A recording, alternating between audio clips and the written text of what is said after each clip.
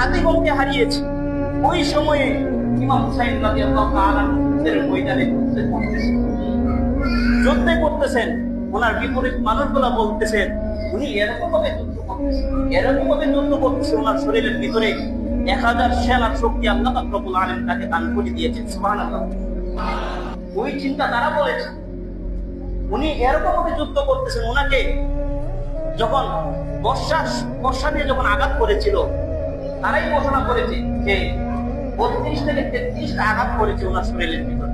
শুধু তাই না, ওনার শরীরের ভিতরে 40 থেকে 50টা তীরের আঘাত লেগেছে এবং ওনার শরীরটাকে তলোয়ার দিয়ে এরকম ভাবে জখম করে ফেলেছে, ওনার শরীরটাকে ছিন্ন বিচ্ছিন্ন করে ফেলেছে। চতুর্দিক দিয়ে তলোয়ার দিয়ে আঘাত করে ওনার শরীরটাকে রক্তাক্ত করে ফেলেছে।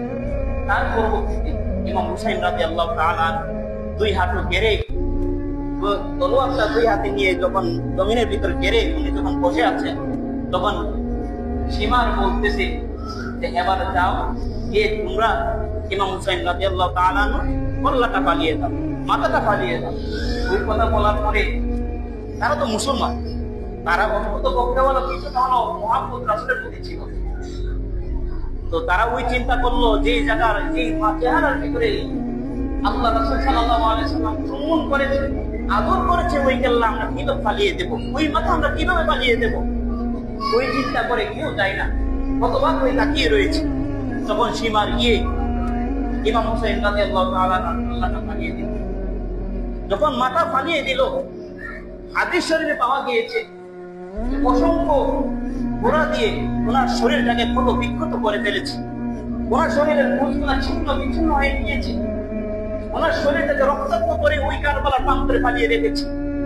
এই জায়গার ভিতরে আব্দুল্লাহ ইবনে আব্বাস রাদিয়াল্লাহু তাআলা স্বপ্নে যুগে দেখতেছেন যে রাসূল আকরাম সাল্লাল্লাহু আলাইহি ওয়াসাল্লাম রাস্তা দিয়ে হেঁটে যাচ্ছেন, একটা হাতে একটা বোতল ছিল, ওই বোতলে রক্তাক্ত, ওই বোতলের ভিতরে রক্ত ছিল। তখন আব্বাস রাদিয়াল্লাহু তাআলা বলতেছে, ইয়া রাসূলুল্লাহ, ইয়া হাবিবাল্লাহ, আপনি কোথা থেকে আসবেন, কোথায় যাবেন? তখন রাসূল সাল্লাল্লাহু আলাইহি ওয়াসাল্লাম বলতেছেন যে আব্বাস, আমি এখন তোমার সাথে কথা বলতে পারবো না, এখন আমি কথা বলতে পারবো না। আমার নাকি ইমাম হুসাইন রাদিয়াল্লাহু তাআলা কারবালার প্রান্তরে ছটফট করতেছে, আমি ওইখান দিয়ে রক্ত নেব, কাল হাশরের ময়দানে আল্লাহকে দেখাবো যে আমার এই রক্তের জন্য আমার নাকি ইমাম হুসাইন রাদিয়াল্লাহু তাআলা ওই রক্তের বদলে আমার উম্মতের নাজাতের ফয়সালার জন্য আমি আল্লাহর কাছে সুবহানাল্লাহ।